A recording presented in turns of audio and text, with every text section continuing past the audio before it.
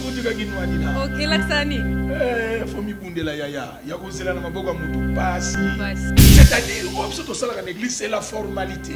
Pour preuve, pété auto ya kolata na église, l'état c'est la tisa ki amode. Et on peut biso lelo, na biso ba Christ, Christ c'est notre modèle. Yé patikane ko balate. Yango pa yo yoka katango alobaka mutu akabola te onzamba sangisi. Tomi tuna ka question, est-ce que mabala ngo nyonso nzambe mutasangisa ngo? Non, ba ndo yoza na mona famille na bino. Nako personne même na ba date exacte. Oyo moko na moko. Et on kaka Philippe joue la joie à l'immunité. On peut se date na mona heure. Un peu de qui wenge. Est-ce que ça la qui plaît? Na na beta martyr. Na beta modèle. Et le connaît jo la c'est que mutoyo azo réunir foule munene. Asa plus pasteur que mutu oyo asa na 10 personnes asa qui va le. C'est Dieu qui a donné des talents. Même quand un pasteur dit Yesoazoya, Tomilengela, Yesoazoya, Yesoazoya. Yasokanza Yazo Yabsabatuke, Yesoazoya. Asokanza Yaukende. Je pense que le Koya Yesoazoya, Tekeo, pour mon abonne à Barte, pour Zana Bamakangute. Et le pasteur, mais nous sommes sayo, Nengazotam, au Tali Charwa, automobile. Confusion, est-ce que l'église vous déballe Saka? Est-ce que l'État et ça les camps de la famille, c'est-à-dire pirement coutumier. Mais quand les locaux sont compliqués, quand l'église a été vilipendée, où les alliés famille diabolisée, où les alliés coutumes. Mais aucun pasteur, où le temps à l'ukaka pambola libala, azanga a la question, famille, est-ce que Basili Sibilo Ronios, quand tu vas guinouanina?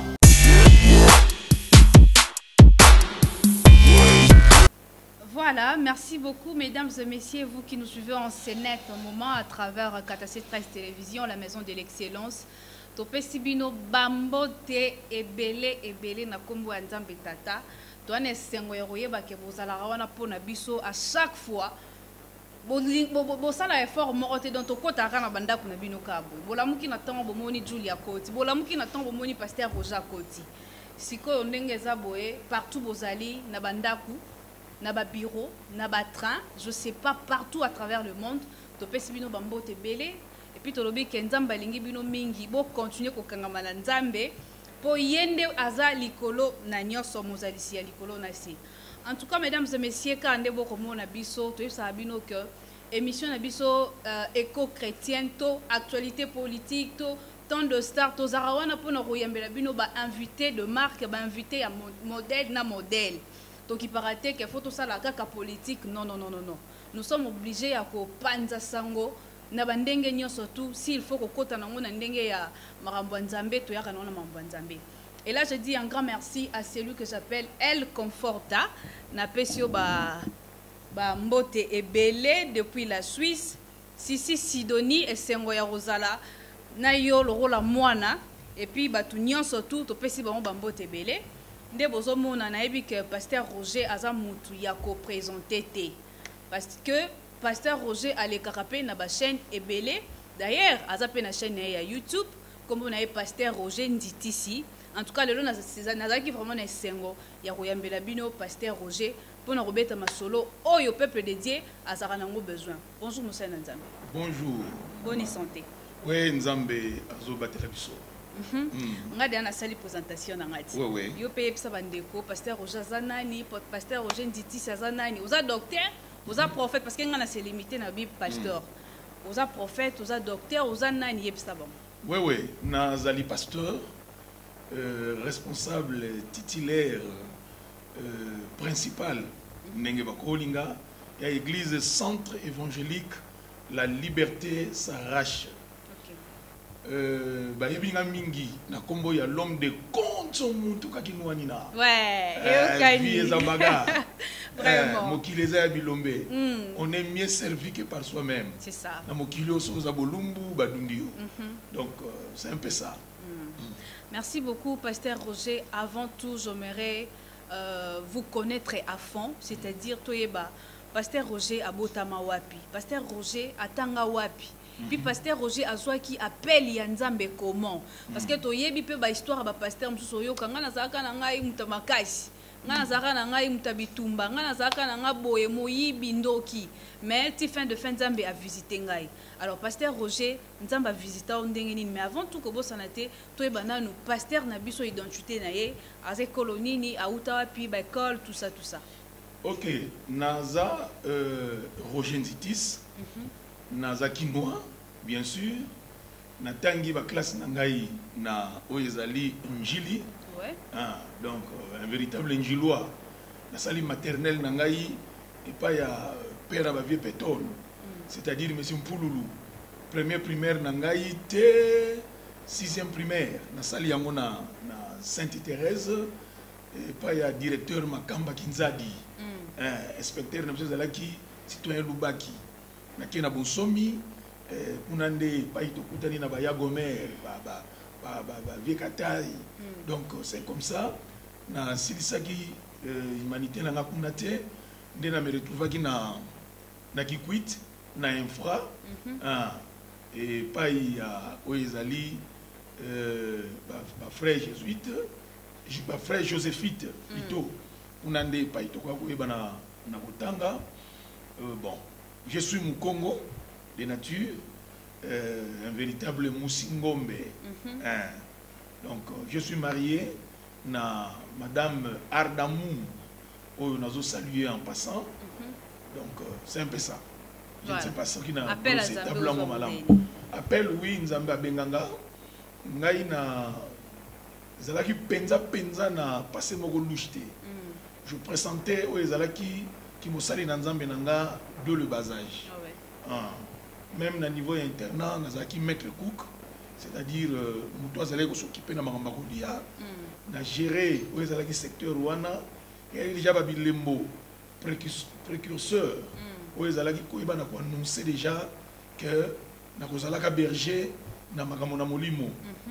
Oui, na Dieu appelle na ngai na Getsemane na za penza na oezali origine na nga na za temuto lokola na koyi na makambo na nzambe comme un cheveu dans la soupe.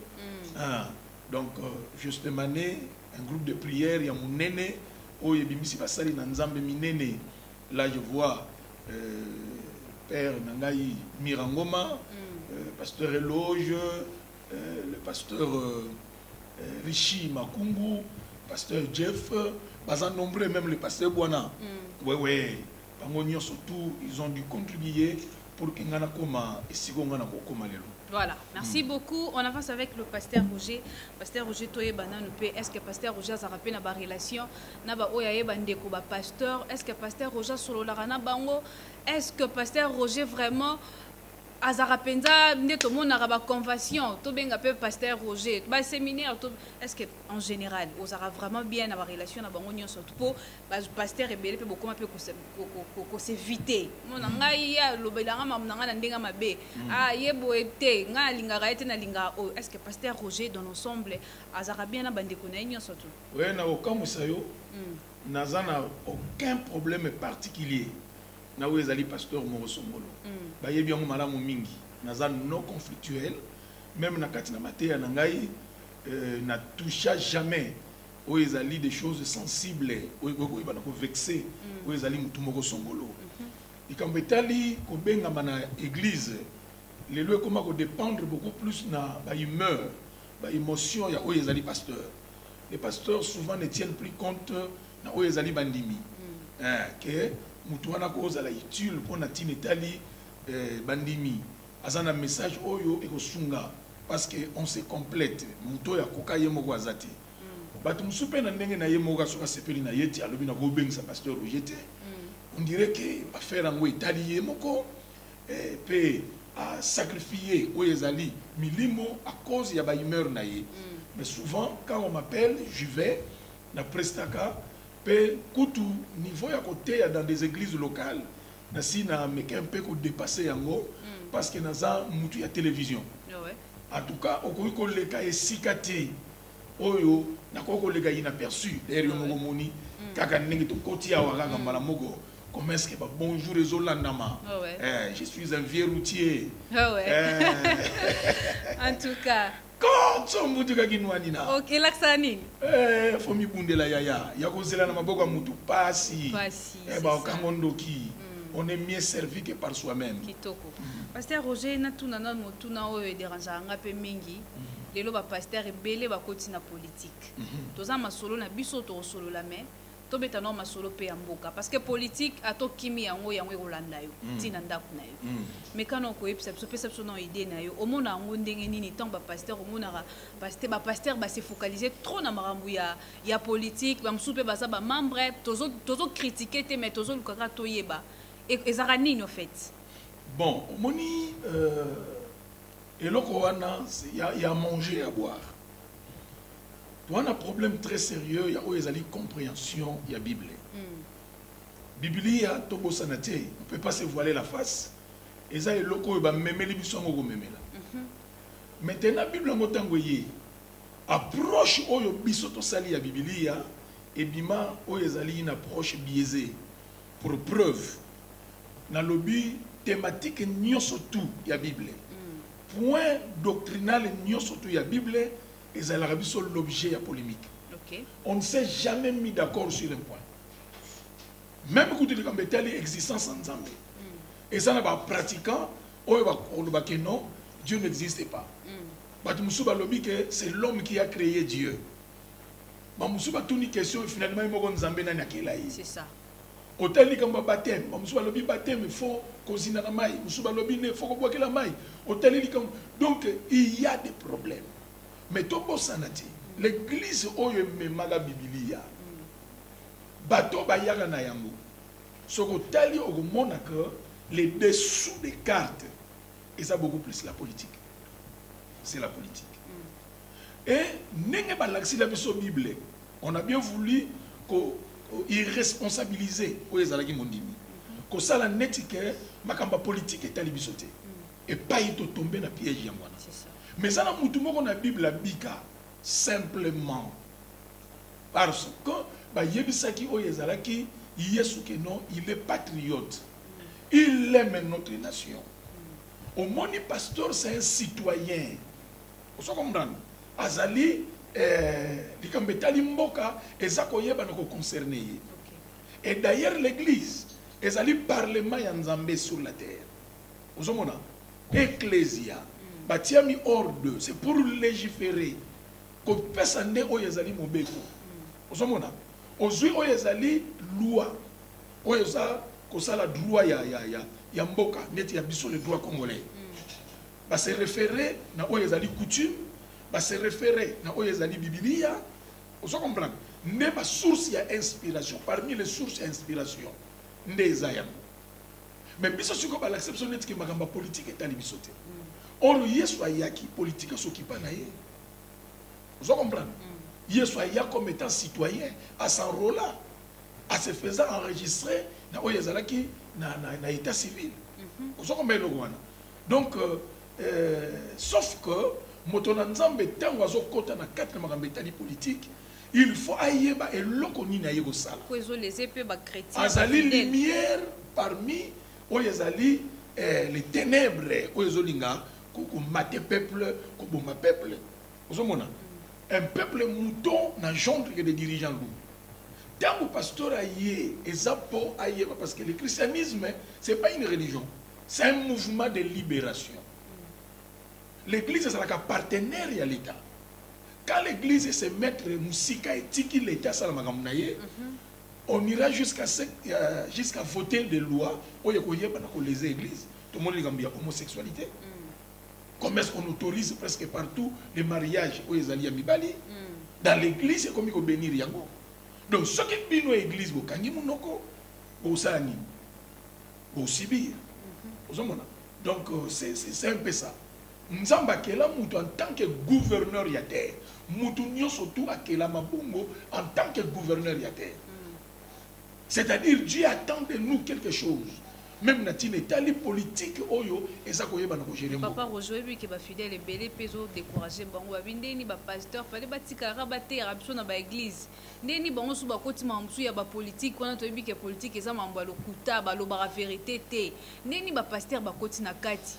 puis ba pasteur pe ba koma pe bata jalelo kokumisa ba politicien to ebite izarara po na mike ou combien. C'est ça le comble. Moni pasteur tanga koti na milieu wana ngana zo kanisa ke esengeli a influencer oyo ezali milieu. C'est ça. Aujourd'hui netikamba kini bopeto. Sans l'église opération est aussi mbaté. Ba conscientiser ka mutu na fimbute. Ozomona l'autorité ayebaka ko faire peur ti ba respecter l'autorité. Mais autorité ba banga yete. Ozomona l'autorité doit convaincre oyezali sa population parce que l'homme mutazalaka au centre il y a programme d'un gouvernement. Il faut que l'homme a comprendre. Il faut travailler mon aîné. Il y a renouvellement, il y a intelligence. Tous les collègues, les longs, titozoya, namvula oye noki, toleki na zigida, makamuto moni na yoki mawa. Et si kanini no bazoteka bilogo ya kolia, na kati na salete, avant même l'État a ya intervenir, mutuna na yemoko. Bible zolo bakeli sumu na yo. C'est-à-dire erreur na yo mutu et qu'on nuire kaka na oyezali ndeko na yo moko. Osomona si ko ça biloko oyo l'église normalement doit s'en approprier pour na koyeba na ko conscientiser partout avec des versets bibliques na base. Sotali lelo la population. La majorité va ça disséminer dans nos églises. On est membre de quatre églises na biso. Aujourd'hui c'est une église de réveil. Osomona les gens nous suivent tout le bagage aveuglement comme ça. Surtout ni mutu sambelaka wapi oyoka teko na sambelaka na la liberté s'arrache. A oyebso ke na sambelaka pa pasteur Konsomuntu. Ngana mondi me pasteur Antoine. Ngana mondi me pasteur Kindobika. C'est le nom des pasteurs parce que bandime la biso. Mais kako imaginer lelo ceux qui toko travailler en synergie. Na oyezali de politique. Au monite ke loko na to ko tsomba. C'est de démontrer bibliquement que la saleté il y a une porte la stérilité or ceux qui ont infectieux et la stérilité parce que le diable lui ne profite que dans l'occasion l'occasion est de ça donc c'est un peu ça à niveau donc on ça la politique d'une manière active tout comme d'une manière passive aussi. Mais qu'on le veuille ou pas, nous sommes concernés, tout le monde doit s'impliquer. Quand on décrit où est la corruption. Mais ça m'a lié à l'éducation de base. L'éducation de base, c'est que nous faisons dans nos églises, c'est de la politique aussi. Mais c'est parce que bateau a une opportunité wana. Il y a se retrouver dans le milieu wana, bazo comprendre qu'est-ce que Dieu attend de nous. Même quand un pasteur dit Yesoazoya, Tomilengela, Yesoazoya, Yesoazoya. Yaso kanzati azo yebisa batuke Yesoazoya. Azo kanzake ye ya okende. Zo azo bosa leko ya Yesu esaka teke o po ba mona ko na barte, po zana ba makangu te. Mais Yesu akotuna yo pe mboka ngana pesi bino bosali na ngonini. Omoni sika toza piéger. Po Bible lo Bible luka bolamu ya mboka et pas y bo mema mi en captivité parce que votre bonheur en dépend. Nous voulons la dîme. Nous voulons que les gens nous soutiennent, c'est biblique. Mais nous avons fait ça oyo yakoki. Oyo mutazua kaizala na musala.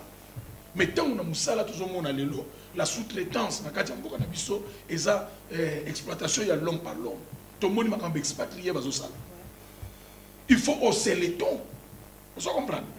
La vérité c'est une puissance qui libère. Bible dit nous sommes la lumière du monde. Lumière et ça la lumière là où il y a les ténèbres, là où les ténèbres les a constatées.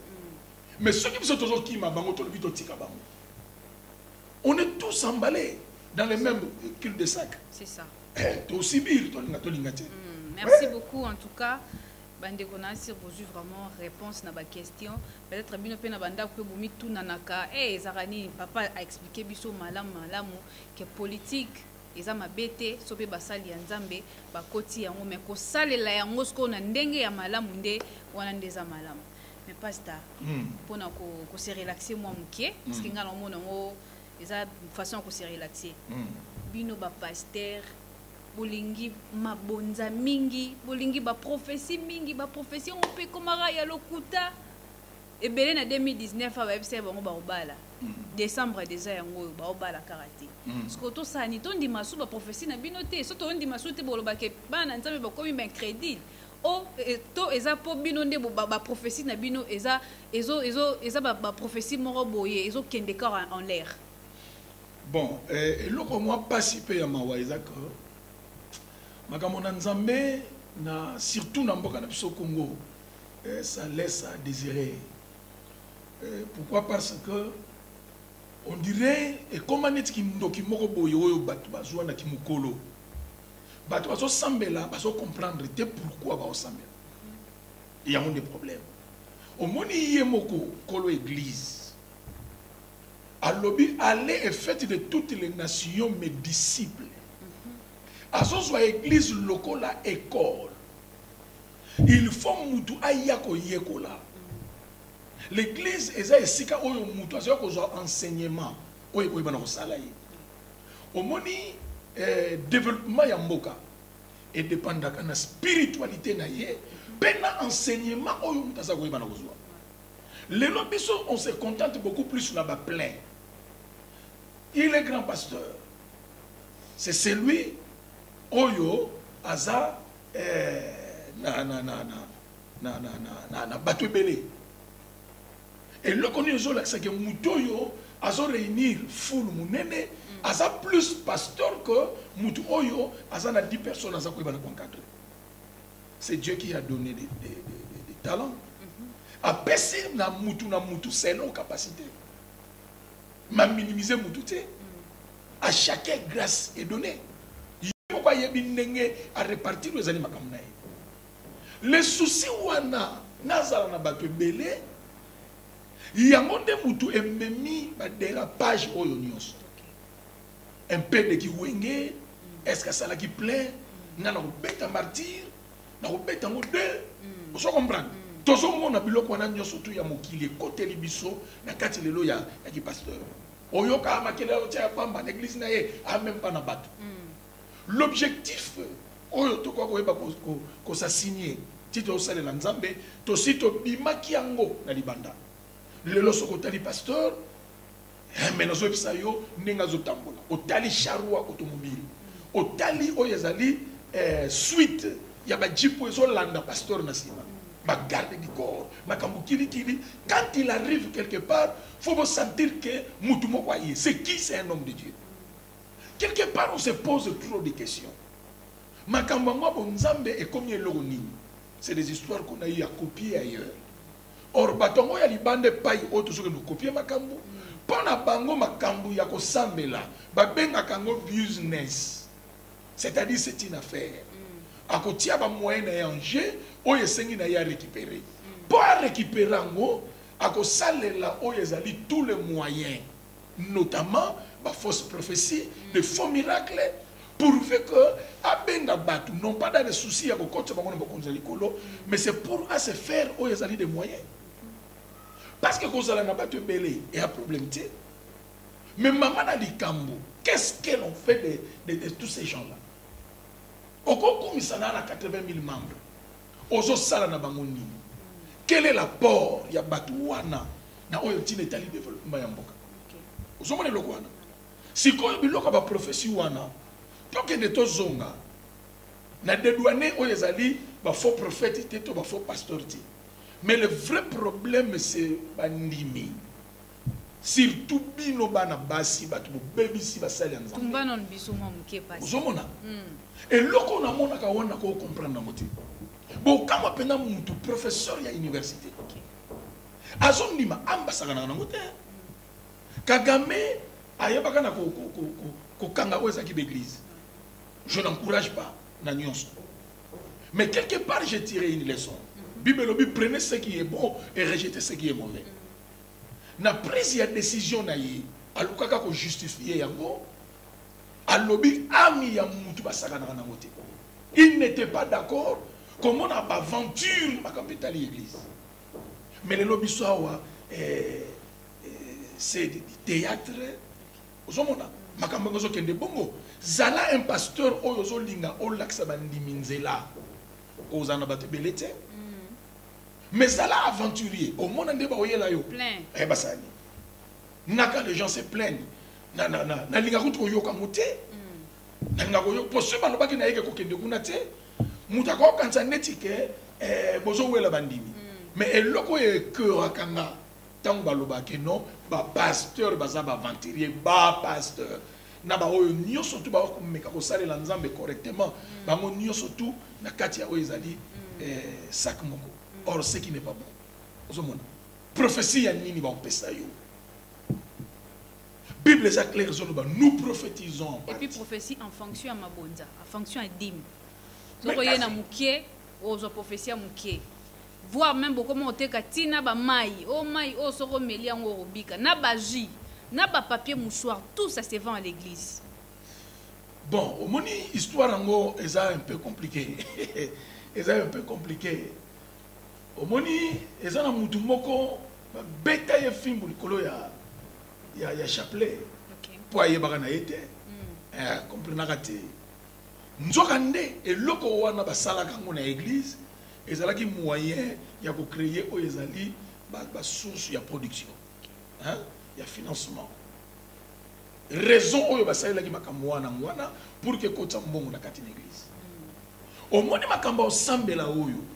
Basi na biso ezali batu balingi te mutu a réfléchir musika. Ça c'est un problème.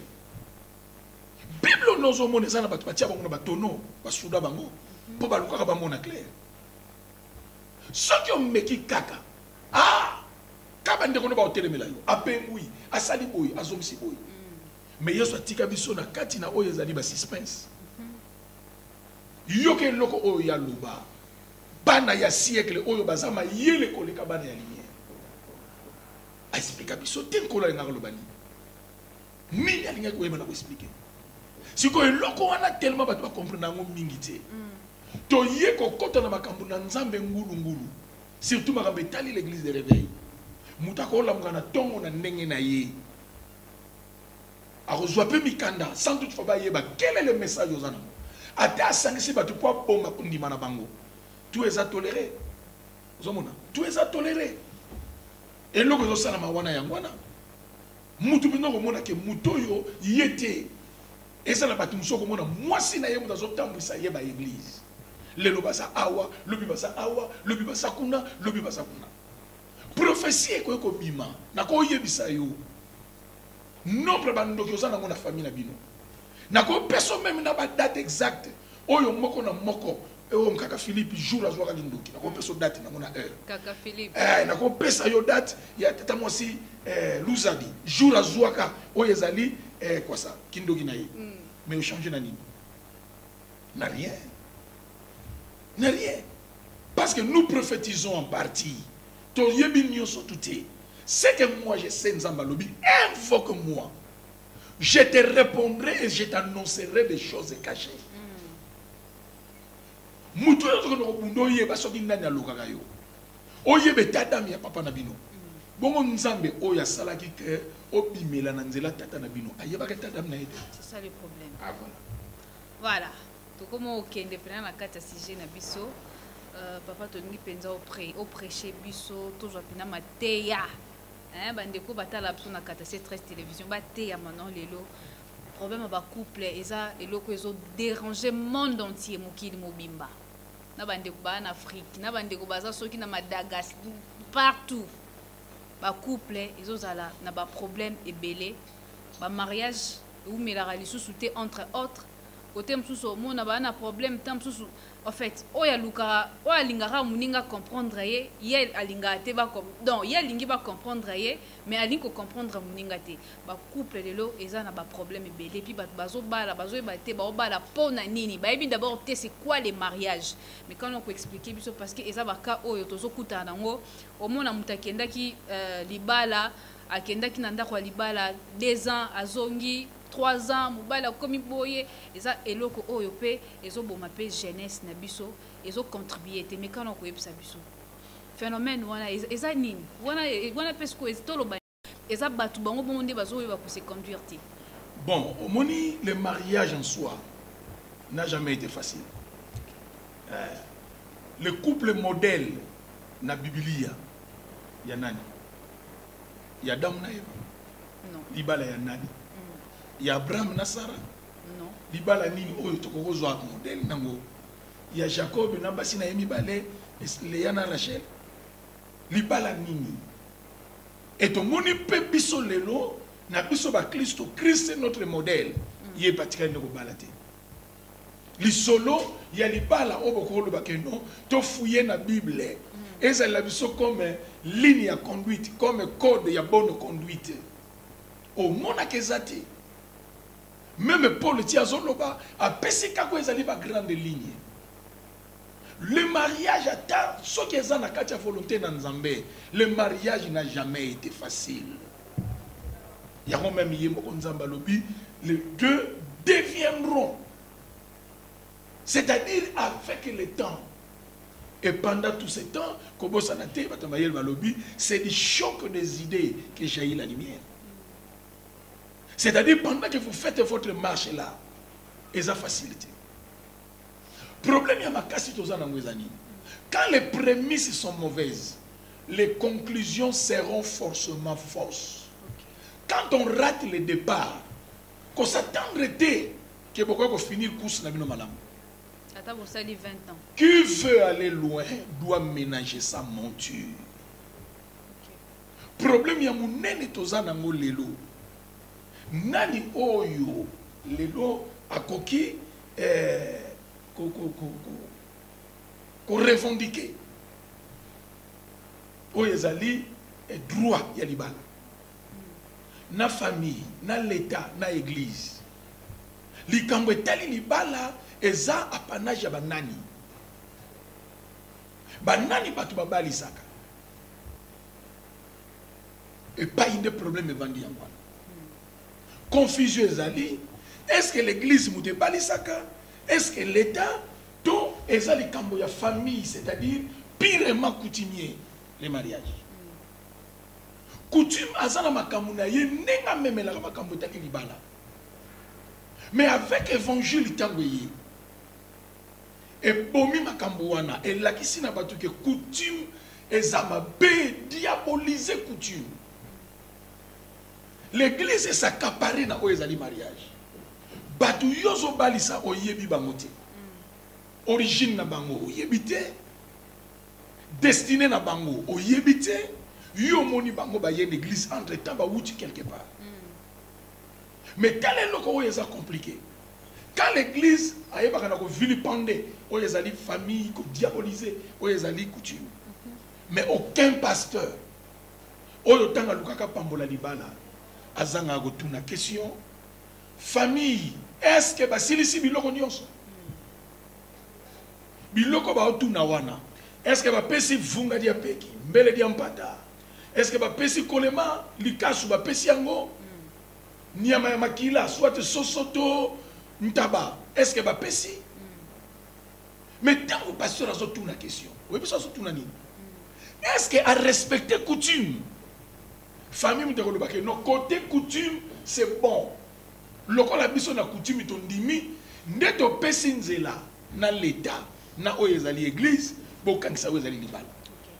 C'est-à-dire obso to sala en église c'est la formalité. Pour preuve pété auto ya kolata en église l'état c'est alatisa yango déjà et pas officier état civil. Après ba longoli lisusu et y a une église poto latisa. Bible est claire ezalaka tata abalelaka mwana na ya mobali mwasi et famille ya mwasi babali saka oyezali mwana ba. Makambo etali avenir ya mariage yango moni esolola makana mukolo ya kinzonzi jour ya palabre jour ya mwana ba décidaka sur sort ya oyezali couple wana et la famille ya mobali eveyaka mwana na biso azwa mwasi oyo akoya ko contribuer akoya komema apport oyo ekoyeba ko corroborer réussite ya eloko na biso tozana ngona famille. Yango no moni na libala ya oyezali Jacob. Maman a insista à lobi boye à convaincre le mobali na ye sala de sorte que yo en tant que tata mwana oyo Jacob kotala eloko ya zana mo ya mutuya ya biso ya famille ebebate akoki jamais kodwa mwasi na kati na oyezali ba fille ya Et, c'est-à-dire parmi les Cananéens. Bazo protéger oyezali eloko na bango. Tomoni histoire ya David. Moto akobeta Goliath, Saoul alobi akoma bokilo na ye. Eloni ebe na Salem. David aye abeti Goliath. Tangu Saoul ayoki sango, ayebi ke fo akokisa elaka na ye. Mwana na ngai fona pese na libala, mazo tuna question.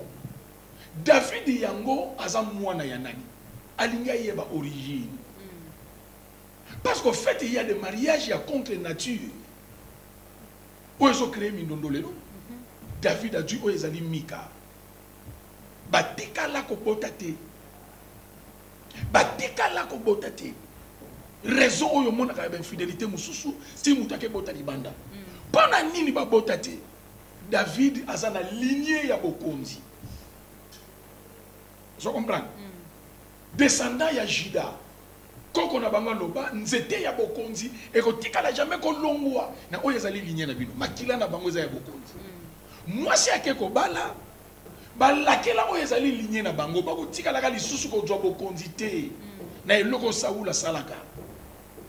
Samuel aloba na ye bokonzi longwe na lignée na bino. Sikoyo yo mobali o ana bokonzi kati na makila na yo. Mwasi okeko bala bango bokonzi ko ozala te. Or mwana azalaka salaka symbiose. Vous comprenez? Asangisi bangambo nyonso mibale muta botani. Sikoyo likamba David na oyo ezali Mika ezalaki lokola ngando na ndeke babala ni bakelo vanda wapi. Soka ke vanda na mai ndeka okufa. Soki ngando alandi femme na ye likolo nzete bitapo na biso na minute mukena zala wane ko panzana ndenge mosakana te. Omoni pai oyo ozomona lelo mabale zo vanda te.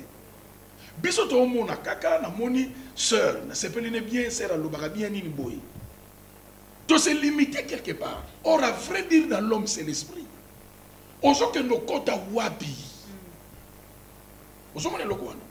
Biso to lobi ke non ndenge zaboye ba famille e bango ba lekisi foko tika mutu azala libre ye moko sala choix na ye famille zonga sima. Yo mteke luka mutu na yo ye na ye. Tu dois t'assumer.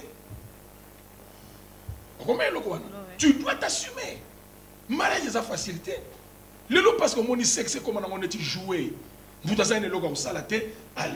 Pas comme ça, on a un kobo et consort. Mais quand c'est un autre aventure. Tu as pas la tête pour moi contrat. Il y a 2 mois, ce qui 3 mois. Toute ta vie, au Kosalana, moi, si wana. Toute ta vie, au Zana Mobaliwana. Mais le logo monake, Moutake Bala, Mouto ya Bali, elle n'a rien. Moi, si on y a joué, un apport moral baxilité. Oui, mais que ce soit échoué dans le mariage vient coucher. Quand Dieu dit qu'il n'est pas bon que l'homme soit seul, il n'est pas bon que l'homme soit seul. C'est-à-dire il est mauvais. Il est absurde. Vous comprenez? Il est malaisé. Il y a cosa la yomoko. Et ça n'a pas tout babala, mais à vrai dire, asa yomoko via couple la vivant en hôtel. Parce que là, la kanda kumoko, mais là, la kanda dos à dos. Dos à dos. Na fin de la bana. Mais na so yebisa yo. Même yé nani Adam. Adam et l'autre sala que yé na femme na yeba kabwana te malgré makamu to ye yaki na nzela ya femme. Ti ba ko ko tikala ensemble. Mais ça qui passe quand Adam andima ki na ye ko signer Nzambe. A préférence on a problème na Nzambe, ma vanda na femme na ye. Mutu aza penda ke no ifatia makambo ndenge ya logique. Libala wane kwa kozala te. Mingi ozomona ba opesa apparence na libanda. Ba olakisa na bato ke biso ça va. Ba mabala ba Facebook tala ba photo belé o ba couple ba tiaka na Facebook. Kende ko lande pa ibango ba vivaka. Wana idete. C'est de l'hypocrisie na ndemo yo sakana te. Tout ça parce que il y a eu trop de ratés. Enseignement sur le mariage. Nzokande yangweza mo boko ya vie ya mutu. Dans des églises pesa maka circonstanciellement. Sozo lobelango trop alobi ko sa suna nguyate. Okomo ba biloko mo bongo. Or lelo na yebiso sala no na onction ya ndenge nini. Oh pasteur qui crache le feu. Mais ceux qui na ndaku na yo ezo simbate. Ah mais c'est un problème. Onction ko ka traiter ba problème de na ndaku te. Ah ouais. So on loko na zala ceux qui siginde ka telenga naka. mingi mona ke telema tata mukola ke telema ne ko tala ba solo mouton oso banda tongo si ayaki oso comprendre tes anines yé ko ingénieur té mais l'année le mona ka so ki mamoto nanda Vraiment. À quel temps ba solo mouton? mais oui ponda ko sa ko sika. Mais est-ce que pasteur tout lundi m'a emmené surtout au lobby vraiment ndingo lobby wana mais to intoye ba base za la rani est-ce que na ba couple ngo mekano ko epsa so sincèrement et ça ka basi de bazara vraiment ba problématique to bango mo pe mi bali ne bazara ba problématique ne bango ne ba bandara tant que moi ça répliquer à l'épécify. Non, le problème est ça la responsabilité est à partager. Hein? Mais na kati na couple pour comprendre, pas si va comprendre nga. OK. Naza ko yeba ko côté la mibalité. Ouais. Vous comprenez hein? Na disculper bangote. Mais na lingyo comprendre le mot. Moto ya saka na rôle munena ko jouer na vie ya couple c'est la femme. Comment? Bible lobby c'est la femme qui bâtit la maison. OK. La femme sage à tongaka, la femme oyo insensée à détruire. C'est-à-dire moi si à sonaka pe à vibraka. Moi si mutu ako bongisa ndako libala, moi si mutu ako panzango. Raison pour laquelle nzamba okela moi si ezaki na butu pendant que misu ya mobali, molili na molili, moi si azokela. Il y a deux hommes insupportables. Même ce qu'on moni moi si bakeli ye, o mobali na ngai yeyo, ndenge oyembaka bolingo na ngai yeyo. C'est que nzamba sali yo. Vous comprenez? C'est au prorata, il y a makambu oyo, yo fo oyo ba ko résoudre na kati ya mutu wana. Yango mona mutu muso sa matata ya osaka na te. Abraham bazo benge mon Seigneur. Mais Sarah tangwa dikiti alobi mwasi wana ko bima. Mais Abraham a se plia, a céda. Vous comprenez? Tango ba keli mwasi pembeni ya mobali. C'est-à-dire, moi, si wana aza na makoki, il y a ko sunga oyezali mobali, quel que soit état d'âme na ye, quel que soit oyezali lulengene ya kozali la. Tant nzamba bengi yo musungi na ye, c'est-à-dire a pesi yo tous les moyens possibles. Pour yeba na ko longa mission oyezana ngopeme na mobali na. On parle na tinetali Abigail. Abigail, femme ya distinction. Mobali naïe, c'est la Bible qui témoigne. Un homme mauvais, un homme méchant, dur de caractère. Mais tout le monde est soukanango Abigail a longi.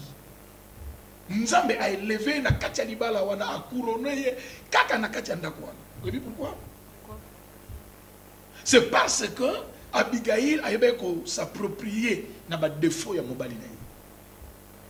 À comprendre que ba défaut na ye yango nde bitumba nanga makambo nga na yela ya mwana yango nga na yela apesela ngombe me ba offrande likambo ya salite malati yango ako yebise pa ina David ezanga mutu na péché entre temps les premiers aki ya Nabal mais alati yango et finalement lokola salaki moi si ozaki na di répondant na makambo ya mobali na ye Dieu l'a élevé, Dieu l'a couronné.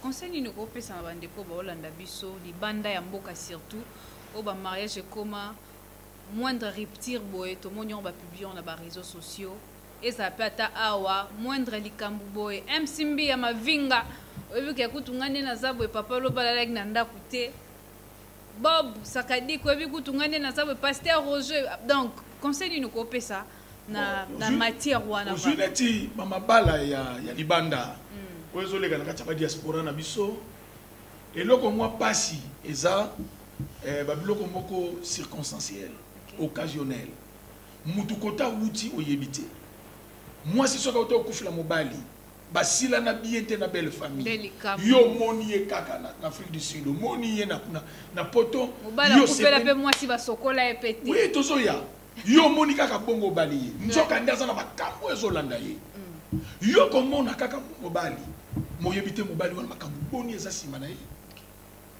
yo sepelika na mobali kaka omoni kaka bongo yo ndimi ye mais faut s'assumer na kala bazalaka kojoba renseignement nzambe mutu apesaki mboka ya Kana epai na oyo ezali bana Israël mais tomoni Moïse atindi bato bakende ko se renseigner bayeba atindi bespion baluka bayeba mboka ngo eza ndenge nini mais biso biloko wana tozalaka surpris ya komona malamo ke non via atindi photo adu mwasi atindi maloba papa mobali moko boya koyeba na koya kute koma ke non pona ko éviter kindoki ya famille nos musulmans déjà zemi vous comprenez au devant c'est où ezali famille ba yebi logo te ba sutika ko koma na zemi c'est-à-dire au contraindre bango ne balobaka à l'impossible nul n'est tenu bandimi yango kaka bongo et lobby yondo ko yeba ce que vous en dites moni mingi ba ko souffrir en silence moi lobezate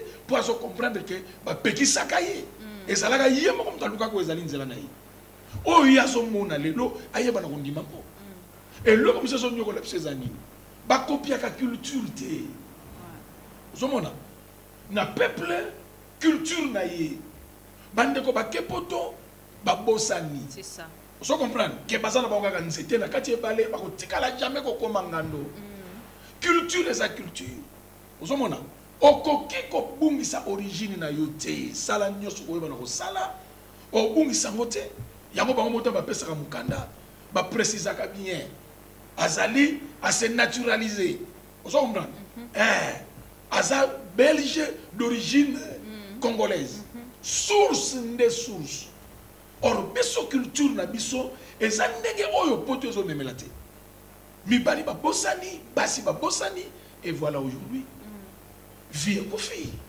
ozomona vie ekofi oko defa culture mutu te oko vivre nango te parce que eloko esalaka peuple c'est sa culture mundele ye moko azo déplorer aujourd'hui makambo nini oyo bango bazomona mundele moko ayebisa biso ya koteya biso abi en tout cas biso ti tokomi na suka tokomi koenvie bino Afrique surtout na makambo etali famille bafamille eza koexiste kaka lelo na Afrique nde biso kote wana tosi toéchoué mais loko tozo regretter na yango bozwi culture na bino boobwaka pa bacopier culture oyo biso tozo déplorer ozomona c'est ça exactement landela ba problème eza na kati na ba couple mingi na libanda bake ko bosana bake ko lata culture oyo eza ya bango te et ça nous complique aujourd'hui ba s'en foutiste ah voilà il y a besoin compliqué absolument m'en fous mais oui mama bala wana ko vanda te mundela kamata avantage mingi ya pesa et pas ina oyo ezali mwasi fala bosana te que malgré ba avantage ba pesi ngai naza toujours mwasi je suis appelé à me soumettre ozomona et de la même manière aussi mibali ozomona viwana à part kutu ezali o ezali mwasi na yo na ndako keya ki ganga mwasi na yo atia o mal à l'aise même na yo moko nanu tango zo kende na ba viwana ya gauche droite ozago miboma ozomona et ça c'est nagate basale lozuwa pour comprendre que il faut n'attendre la même aliment. Voilà, nous tendons déjà vers la fin de cette émission, mais question Souka, on a kabwana Mossad Nanzambe Roger, papa Tonito Yebape rôle ya coutume. Est-ce que coutume tilelo ezara na rôle na bandoto na biso na bavi na biso malgré spiritualité, malgré réveil ya tobi ke bon non à la coutume, photo sambela to boy mamba coutume, mais tout le monde a que non, tozara na kata coutume. C'est-à-dire au kimi yango na nini na mbula mais soki balingala on a bosende balobara donc au kimi yango mais elandi okaka o mona kaka même famille wana bazaka na même problème même famille wana bayoka na raté même famille wana donc beaucoup des histoires oyo o mona kaka no bozo zonga kaka na coutume mais quand on koyebisa biso kasi yango pa yo moni tango to ganga ka wana na longwe na famille bakipaka na bango biso te omona mutu mosusu bakanga ka esinga balaita ka esinga na bomwana bakata ngo déjà mais singa ngo ezalaka na nzoto kaya ono nazoloba ti mutu omona ogango na longwe na famille bakipaka na bango biso te bayo wana bakrobasi ya pamba po bakonika ka lukika kaka bakonika yo ebisi yo na yo moko msimbi ya mavinga oyoki lukika ti suka nango yo kaka no fo bovandisa famille ça c'est des exagérations inutiles. Tu comprends son parole. Tu comprends? Tu comprends une parole.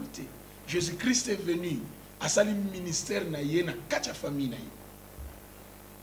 Entourage à Christ, c'est sa famille. C'est sa famille. Judas Oyateka qui c'est son oncle. c'est son oncle. Yesu a koufi bakundi selon la coutume. Vous comprenez? Il a respecté. La transfiguration dans Matthieu 17. Bato bazo bima na kati na Yesu bakoko na ye ancêtre na ye. Moïse d'une part, Élie de l'autre côté. Bazo représenter lignée ya tata, lignée ya maman. Est-ce que la Bible est telle que non, il faut qu'on y ait na famille? En quoi la Bible est condamné aux coutumes? Ça, c'est un problème. C'est l'histoire, il y a un peuple. La Bible est claire et lobby en haut. Que l'évangile est sa puissance, il y a salut pour quiconque croit. Les Juifs d'abord. D'abord, c'est notre affaire. Israël sont forts parce que batikala respectueux ya coutume na bango. Babima demanda coutume te. Mutundi ngazawana aza fruit ya oyo ezali coutume. Pasteur Roger coutume Kongo matata. Ya wapi ndeza bien. So ekangio moeti ko ezate. Tengana tuna nano. Famille ne tchabandani oyo coutume na bango tokoloba ke ya bango za bien ya biso za mabe. Ndelikam. Ah. Bendi oyo bazoya ko dondo awo ba chinois et consort. Bango bazana bango na coutume te. Bana ban secrétaire. Au moni ma na biso parce que ko sambela. Tozoko ko toucher makambo oyo eza kutu yango te. Yango zo mona résultat ezo za la faible sur terrain. Yango zo za la faible. Na pesa ko kanda kisa muke kana makambo etali coutume awo. Lelo biso soki zoli kambo etali mariage. Pasteur ni na kotombo la musapi ya lobake non ngai na kobala libanda ya coutume. Tomona yi. Bakao tozomona ya ba délivrance tozomona wana. Oyoka parce que ba pesa kan zeta fufute. Parce que batikala na mbongo. Qu'est-ce que nous pasteurs conseillons na bandimi? Toza même na oyo ezali mon évangéliste mikolo yo oteate. Mikolo yo o modérate pour aussi sinan makamba libala te. Tant que tu as sollicité ton contrôle, on va travailler pour respecter la coutume. C'est de l'amalgame. Il faut revoir le lingue na biso yako sambela. C'est de l'amalgame. Les lois ça les bisoté. Coutume na biso ya onde koma kindoki to ba bongo po kindoki za makasi alors. Ba diaboliser yango. OK. Vous comprenez? Oyo eza lelo oyo pa ya mundele. C'est plus même que yango. Dans la Bible ya malamu tu verras. Yesu alobi je suis venu na yeko abolir loi te mais na yeko accomplir yango. Voilà. Ça combien le quoi? Donc c'est comme ça. Et ça va biloko to comprendre bien quand les gens va commander de coutume. Tout na ye coutume laxi nini. Ayebi même peningo laxa nini. Et yango so bomba bisolelo. Or ndenge za na nzambe ayebi. Tous en autorité coutumière, tous en autorité de l'État, tous en autorité ecclésiale que nous sommes. Comment le quoi? Tous en l'autorité parentale. Dans chaque domaine, nzamba yebi branche nini oya se servira na yango. Il y a des choses oya za que coutume kaka muté ko résoudre yango. OK. Yo soko ye na ndenge no ko mona makam na yo. Pasteur mona ba démon na nzete. Sans autorisation dans l'État. Voilà, merci beaucoup. Nous sommes arrivés à la fin de cette émission. Continuez de s'abonner. Merci beaucoup à tous les abonnés fidèles. C'était Pasteur Roger Nzitisi. On a vu que le mot de la fin est raté. En tout cas, on a pu s'abonner. Bon s'abonner, ndenge bo mesana, bo continuer ko pe sabiso ba courage na bino so bo moni pelo mo bo eke bo sepel nango te bo déplorer yango. Bo hésitaraté ko komela biso na ba commentaire wana pasteur na tikele maloba a opesa bino esika église ezali a opesa bino numéro de contact so bo za na besoin na yango. En tout cas pour na lelo vraiment to kabwani mais pasteur aza awa mais bi na kata cette télévision to bando zoyer à tout moment to bando za na besoin na ye pasteur aza na ye to bando za na ye. En tout cas merci beaucoup. Quant à moi je vous dis au revoir. Malobasuka. OK, na kwa ko lo baraka. Omoni même batu ngana yo comprendre ezana église moko ezalaki diaboliser kakaboye hein fortuitement na suka nde to comprendre et na batu babuaka même ezali ba famille ba boya ka bandeko na bango au nom ya enseignement oyo bazali ko bana kozwa mais tout monde ba leader wana tango bakufi tu es comprendre que ba tu ne dois comprendre bien te tout monde que lelo responsabilité ya nyonso etikali epai na bana malgré nyonso tozala ko yoka o baza bisaleli mabe o baza boye ba démontrer à la fin que famille erotika la famille bien aimé ba bunda na famille te qu'on néglige famille te Paul azoloba prenez ce qui est bon et rejetez ce qui est mauvais tala histoire ya oyezali Timothée bazo beta historique ya oyezali foi na ye et bandi pa koko na ye son ancêtre et kiti pa maman na ye et kiti pa na ye c'est-à-dire a hérité yango na kati na famille yango moni yesu tango ya lobi crois au Seigneur Jésus Paul mtazoloba crois au Seigneur Jésus et tu seras sauvé toi et ta famille c'est-à-dire à ta ondimeli okokoka kokabwana na famille te famille ezalika mama kila or Lévitique alobi la vie dans l'âme vie à chair c'est le sang donc tout le wana oyezali biloko wana et salisi bisote to moni lelo to se retrouver te l'église a comme devoir ya ko retourner batu na famille parce que loko esalaka mutu ezalaka éducation de base moto ayebaka kozala oyaza kolandama eloko oyo nzamba pesa bango na famille na bango c'est comme ça nangana lo bapona ba couple c'est comme ça mari aimez vos femmes c'est vrai ba quoi que zanga raté au moni déjà tant que se retrouver ensemble et toi na choité et surtout na solo bela mabala oyo ezana kati na plan ya nzambe eza mabala te occasionner une église tellement ça na likabo pasteur alobi que nos filles wana yembaka bien asali ke no bobalana pour que moi na moi sono to rater voix wana te yango pa yo yoka katango balobaka mutaka bola te nzamba sangisi to mituna ka question est-ce que mabala ngo nyonso nzambe mutasangisa ngo c'est ça la question que nous devons nous poser mais mobali soko comprendre que c'est ta femme bunda sala ndenge yesu salaki atie ba moyen nyonso po ba fongolela ye mwana mpunda kota kangamaki po ayeba ke gloire na ye eza lié na mwana mpunda na nzela ya mwana mpunda.